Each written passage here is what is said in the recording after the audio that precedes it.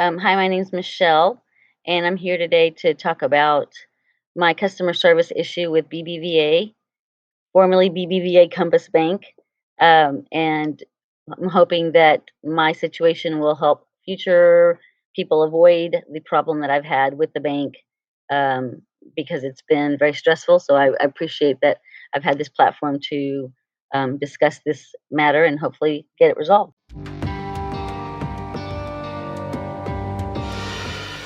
Okay. Well, this is the second time this has happened with them. The first time we finally got it resolved, but it was a similar issue where I had signed off on some paperwork so that they did not put my account into the negative. If you can present your debit card and you can go somewhere, you can allow them to either take your card or accept your card and then your account's negative and you realize that, or you can say opt out of that. And so I had opted out of it. Well, I had some fraudulent activity on my account, so I had to close the account and open a new account. And when the person opened the new account, they didn't opt me out of that. They kept me opted in. I didn't remember. I didn't realize it had been months that I had opened the account, and so my account was actually negative, somewhere in the $300-400 range because of the transactions that they kept trying to post. Some of them were for $1, and I was getting charged $38 for each fee, each transaction. And I kept trying to speak to the branch manager at the branch where I opened the account and said, I wasn't aware of this opting in and opting out. I just remembered the girl telling me that when I first opened the account. So they ended up finally refunding all that. And we got back to zero and everything was fine. Well, then I had my cell phone bill posted, and there was an error. I had paid the bill on the T-Mobile site, and then they debited my account by mistake. So they refunded that amount back to my account, but not before it caused a snowball of transactions that came in. And so now here we are at $272 worth of fees, insufficient fund fees. And then also, if your account's negative a certain number of days, they charge you $23. I believe it's every 8 or 10 days that your account's negative. So I contacted them again and explained it, and they said, "Well, there's nothing we can do except refund $40." And I said, "Well, $40 isn't going to do anything. This is all for." And I was in banking for 18 years. I was an assistant branch manager of Chase Bank in downtown Fort Worth, here where I live. So I know that fees like this are all profit for the bank.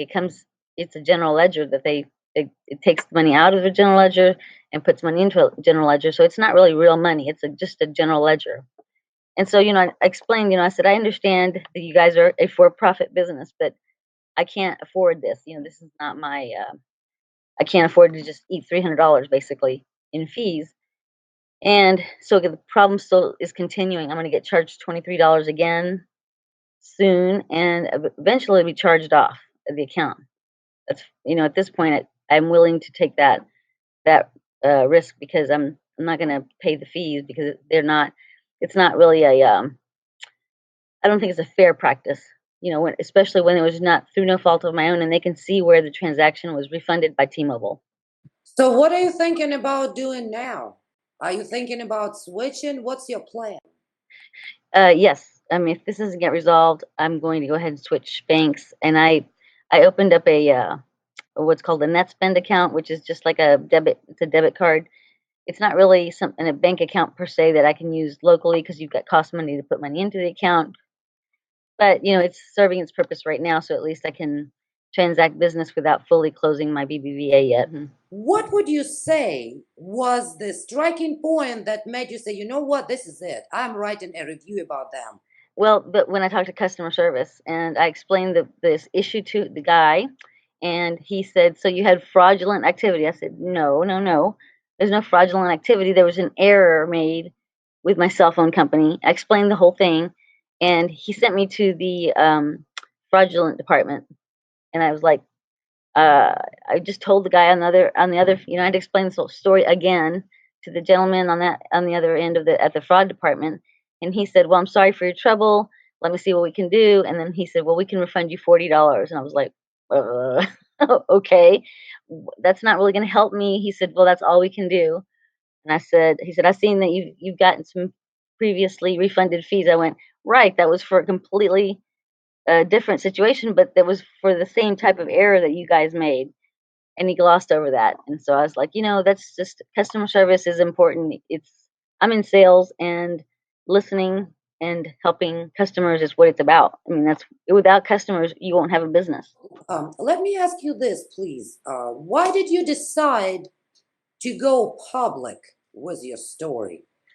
I guess when I saw I was just doing some research on just their other customer service issues they might have had, and came across the Pissed Customer website, and just posted that, never expecting to do a video interview, but I'm all for it if it helps other customers avoid a situation. Is really what my motivation was, because it is very unsettling, and it very gives you a lot of anxiety, because I had to switch direct deposits, and just the whole thing is just a pain, because it's your money, it's your livelihood. So if this helps them take some notice, and really give customer service and really listen, because that's what it's about, then if it helps somebody else, then that's what the motivation is. But it really was irritating, because I understand banking isn't fun for the employees. Nobody ever goes to the bank and goes, "I love being here. This is a great place. Thank you so much." That usually people are mad